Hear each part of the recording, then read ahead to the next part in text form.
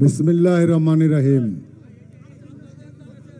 ব্রাহ্মণবাড়িয়া জেলা বিএনপির সম্মেলন 25 উপলক্ষে আজকে সভার সভাপতি উপস্থিত আছেন আমার প্রধান নেতা বরকতুল্লাহ বুলু ভাই, সেলিম ভাই সহ কেন্দ্রীয় নেতৃবৃন্দ, জেলা নেতৃবৃন্দ, থানা আরম্ভ করছি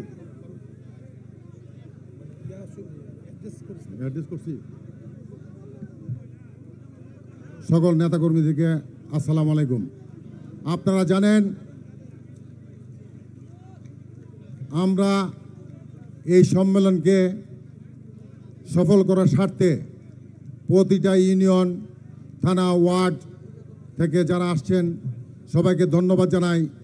ছোট্ট একটি কথা বলবো, আপনারা জানেন বিগত 6টি বছর ধরে আমরা ব্রাহ্মণবাড়িয়াতে যা দেখেছি আমার মনে হয়েছে আমরা যখন সারা বাংলাদেশ সহ সারা পৃথিবীতে মারাত্মক গরম হতো, ঠসা পড়তো, ফুরা ফুটতো, তখন আমরা কোথায় যেতাম জানেন?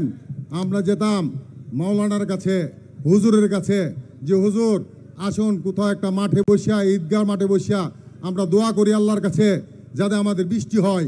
আমার মনে হচ্ছে আমরা আজকে প্রমাণ করেছি যে আজকে এই সফল সম্মেলনের স্বার্থে একটা খোলা মাঠে আমরা আসছি।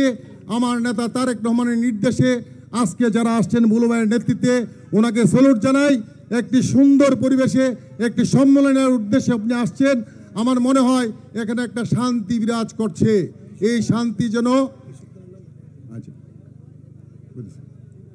একটা শান্তি বিরাজ করছে।